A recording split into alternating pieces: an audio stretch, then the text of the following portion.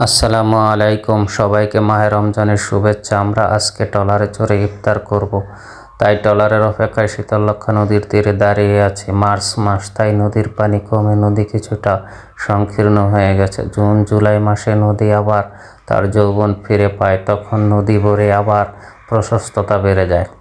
আমাদের ট্রলার এসে গেছে। গুঞ্জন আর মুস্তাকিম আগে থেকেই দাঁড়িয়ে আছে ট্রলারে ওঠার জন্য। নদীমাতৃক আমাদের এই বাংলাদেশের ঢাকার পাশে বাণিজ্যিক জেলা আমাদের এই নারায়ণগঞ্জ ও গাজীপুর হয়ে নদীটি চলে গেছে উত্তর দিকে। এই নদীর মোট দৈর্ঘ্য 110 কিলোমিটার। আমরা সবাই ট্রলারে উঠে গেছি, এখন ট্রলার ছাড়ার পালা। ট্রলারের সামনের মাথা ঘুরে শুকনোর দিকে চলে গেছে, তাই ট্রলারের মাথা ঘুরিয়ে স্টার দিতে হবে। ওই দূরে শো করে চলে যাচ্ছে একটি স্পিরিট বোট। ট্রলারের ইঞ্জিন স্টার্ট দিচ্ছে মাঝি মিজান ভাই। এই চালু হয়ে গেল ট্রলারের ইঞ্জিন। গুঞ্জন মুস্তাকিম দুষ্টামি শুরু করে দিচ্ছে। নদীতে ভেসে চলছে আমাদের ট্রলার। নদীর তীরে সারি সারি ইটের ভাটা। আমরা এখন যাব কাঞ্চন বাজার, ওখান থেকে কিছু ইফতার কিনে আবার ট্রলারে উঠে নদীতে ঘুরে বেড়াবো। নারায়ণগঞ্জ জেলার রূপগঞ্জ থানায় শীতলক্ষ্যা নদীর উপরে অবস্থিত এই কাঞ্চন ব্রিজ। আপনারা ঢাকার কুড়িল হইতে 300 ফুটে এই কাঞ্চন ব্রিজ আসতে পারবেন। আমরা এখন কাঞ্চন বাজার খেয়াঘাটে নামবো। সামনে দেখা যাচ্ছে কাঞ্চন বাজার খেয়াঘাট। এখান থেকে কাঞ্চন বাজারে নেমে আমরা কিছু ইফতার কিনবো। ইফতার কিনে আবার নৌকায় এসে আমরা চলে যাব দক্ষিণ দিকে। যখনই ইফতারের সময় হবে আমরা নৌকাতে বসে ইফতার করব। মুস্তাকিম ট্রলার থেকে লাফ দিয়ে নেমে ঝড়ের গতিতে চলে যাচ্ছে বাজারে। আমরা এখন বাজারে এসেছি। কাঞ্চন বাজার এটা 100 বছর আগের পুরনো বাজার। আশেপাশের গ্রামগঞ্জের মানুষজন এখানে হাট বাজার করতে আসে। এখানে সপ্তাহের প্রতি বৃহস্পতিবার বাজার বসে। আমরা এখন ইফতারের জন্য এখান থেকে কিছু কলা কিনবো। তো দেখা যাক কাঞ্চন বাজারে কলার দাম কেমন। আমি এক ফানা কলা ধরতে নিচ থেকে ভেঙে পড়ে যাচ্ছিল, তো পাশে একজন এসে ধরে ফেলছে। তার এক ফানা কলা আমাকে দেখালো, তো জিজ্ঞেস করলাম কলা কত করে। উনি গুনে বললো যে এখানে 18 পিস কলা আছে, 110 টাকা দাম আসে, আপনি 100 টাকা দেন। 100 টাকা দিয়ে 18 পিস কলা নিলাম। জন্মাস, তাই দেশের সব কিছুর দাম বেশি। এই কলা আগে 60 টাকা কুড়িতে নিতাম, এখন 18 পিস কলায় নিলাম 100 টাকা। বাসা থেকে বুনা খিচুড়ি নিয়ে এসছি ইফতারের জন্য। এখন বোরহানি নেব। ওই দেখা যায় ঢাকা বোরহানি হাউস, আমরা এখান থেকে বোরহানি নেব। 1 লিটার বোরহানি নিলাম, ছোট বড় মিলে আমরা 7 জন, তাই 1 লিটার বোরহানি নিলাম। এখন বোরহানি কিনে আবার যাব আমরা এখান থেকে কিছু লেবু শসা কিনতে হবে। তো এই কাঞ্চন বাজারে আপনি যদিও সপ্তাহে একদিন বৃহস্পতিবারে হাট বসে, হাট যদি বৃহস্পতিবারে বসে তাহলে প্রতিদিনই আপনি এখানে সব ধরনের মালামাল পেয়ে যাবেন। বিশেষ করে রমজান মাসে বিকালবেলা এখানে সব কিছু পাওয়া যায়। আমরা এখন লেবু শসা কিনতে আসছি। এখানে দেখা যায় ঘিরেও আছে, তবে আমরা শসা নিব। শসাটা একটু কচি দেখা যাচ্ছে, তো আমরা দোকানদারকে জিজ্ঞেস করলাম শসা কত করে। তো উনি দাম একটু বেশি চেয়েছে। আমরা 40 টাকা কেজি করে শসা নিলাম। শসার কেজি 40 টাকা, লেবুর হালিয়া 40 টাকা। আমরা 40 টাকা হালিতে লেবু নিলাম। ভ্যান গাড়িতে করে ইফতার বেচতেছে। আমরা এখান থেকে আরও কিছু ইফতার নিয়ে যাব। এখান থেকে ইফতার নিয়ে আমরা চলে যাব ট্রলারে গিয়ে আমরা নদীতে ঘুরবো। যখন ইফতারের সময় হয় আমরা নদীতে ইফতারি করব। যদিও বাসা থেকে বোনা খিচুড়ি পাক করে নিয়ে আসছি, তারপরও বুট মুড়ি ছাড়া তো বাঙালিদের ইফতার জমে না, তাই চিন্তা করলাম যে এখান থেকে কিছু বুট মুড়ি নিয়ে নিই। বলা যেতে পারে আমাদের বাঙালিদের জাতীয় ইফতার হয়েছে বুট মুড়ি। বুট মুড়ি না হলে যেন ইফতারটা সম্পূর্ণই হয় না। আমরা লোকজন কম, তাই অল্প অল্প করে এখান থেকে ইফতার নিয়ে নিলাম। আমরা এখন চলে এসেছি কেনাকাটা করে। এখন কাঞ্চন খেয়াঘাট থেকে ট্রলার পাশে আমরা চলে যাচ্ছি নদীতে ঘুরতে। তো আমরা নদীতে ঘুরতে ঘুরতে যেখানে ইফতারের সময় হয় ওখানে আমরা ইফতার সেরে নিব। আর ইফতার সেরে আপনার মাগরিবের নামাজ ট্রলারেই পড়বো। ট্রলার নামাজ পড়ার পর আবার বাড়ির দিকে ফিরে আসবো। নদীতে ঘুরতে ভালোই লাগে। নদীর হিমেল হাওয়া আপনার মনটাকে শীতল করে দিবে। আগে নদীর পরিবেশটা আরো ভালো ছিল, এখন বিভিন্ন কলকারখানার বর্জ্য ফেলে নদীটাকে দূষিত করে ফেলতেছে।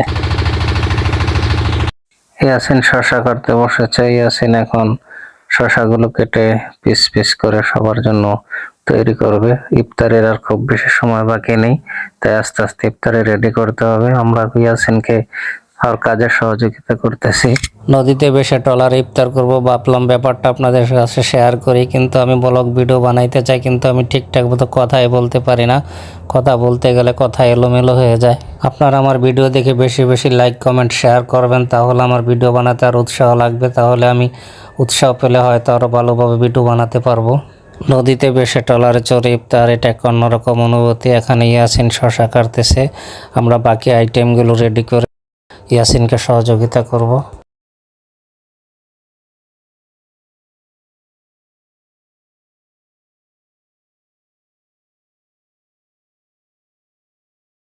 সূর্য ডুবো ডুবো অবস্থা, সূর্য ডুবলে আমরা ইফতার করব। পশ্চিম আকাশে সূর্যের লাল আভা দেখতে পাচ্ছেন। হয়তো আর কিছুক্ষণের মধ্যে সূর্য ডুবে যাবে, সে পর্যন্ত আমরা অপেক্ষা করব। আমরা এক জায়গায় ট্রলারটা বেঁধে আমরা নদীতেই ইফতার করব।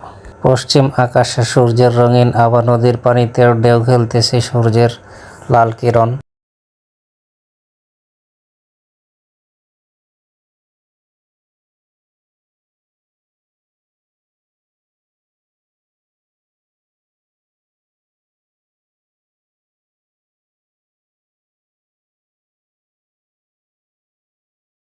বিশাল সাইজের মালবাহী জাহাজ, ওই যে বাইরা ইফতার রেডি করে বসে আছে জাহাজের উপরে। সময় হলে ইফতার করবে, ইফতারের অপেক্ষায়। ছোট একটা ডিঙি নৌকায় লাকড়ি সংগ্রহ করে নিয়ে যাচ্ছে একজন মাঝি ভাই। ডিঙি নৌকাটা দেখে মনে হচ্ছে যেন পানির তলে তলিয়ে যাচ্ছে। আমার দেখে ভয়ই লাগছে, অথচ উনি কত সুন্দর করে চালিয়ে নিয়ে যাচ্ছে এই ডিঙি নৌকাটাকে। আল্লাহ পাক কত সুন্দর করে মানুষের জীবিকা নির্বাহের সিস্টেম করে দিয়েছে।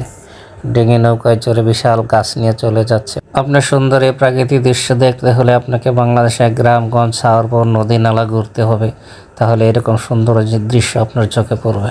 ইফতারের অল্প সময় বাকি আছে, তাই আমরা ইফতার রেডি করতে ব্যস্ত হয়ে পড়ছি। এই যে এখানে বসে আছে আমাদের তাহিরা পুরি, এটা ইয়াসিনের মেয়ে। মোস্তাকিম আর গুঞ্জন ইফতার করবে, তাই খাঁটি রোজাদার সেজে বসে আছে আমাদের সাথে। হ্যাঁ,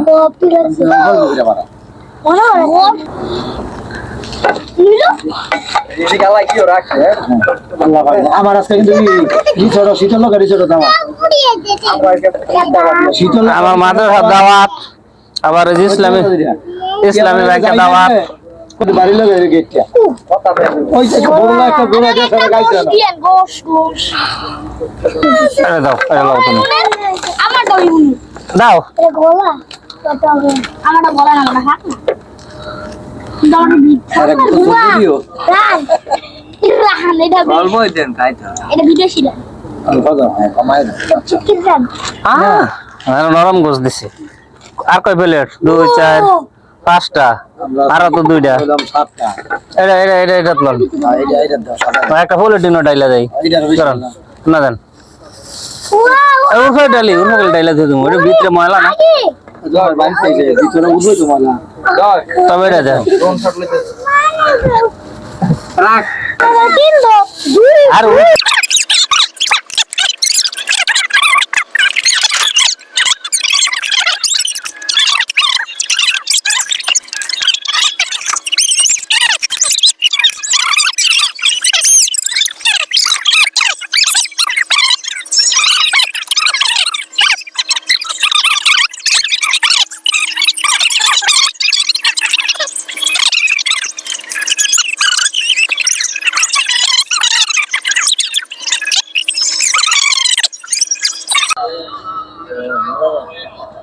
এই লেমু কারেন দে দাও এন্টা খাইদা দে কামাল লাগাইদা দে বুঝছে বুঝছে লেমু খাইবা আমি লেবু খাই দে না খাই তোমার মামার দিয়ে লাও না আমি লেবু খাই তুমি খাইবে লেবু খাক দে কে আর সবটি এই কর লেবুটা যে কইছে মাছ পাতালে ফাড়া দেন। কি করতাম জান আরে এটা কোন রকম ডন, একজনে ভাই আর একজন না হইলে এটা কেমন হইলো?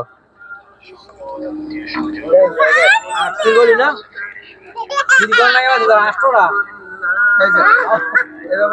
মাগরিবের আজান হয়ে গেছে, তাই আমরা এখন ইফতার শুরু করেছি। ইফতার শেষ করে আমরা এখানে ট্রলারে নামাজ পড়ে এখান থেকে রওনা দিব বাড়ির উদ্দেশ্যে। ইফতার করা শেষ, নামাজও পড়া হয়ে গেছে আমাদের, এখন বাড়ির দিকে রওনা দিচ্ছি। গুঞ্জনের মোস্তাকিম নামাজের আগে ইফতার খেয়ে শেষ করতে পারেনি, তাই আবার নামাজের পর ইফতার খেতে বসেছে। তো গুঞ্জনের মোস্তাকিম ইফতার খেতে খেতে আমরা আপনাদের কাছ থেকে আজকের মতো বিদায় নিচ্ছি। যদি আপনাদের কাছে এই ভিডিওটা ভালো লেগে থাকে একটি লাইক করে চ্যানেলটা সাবস্ক্রাইব করে রাখবেন। দেখা হবে অন্য কোনো ভিডিওতে, সে পর্যন্ত সবাই ভালো থাকবেন। আল্লাহ হাফেজ।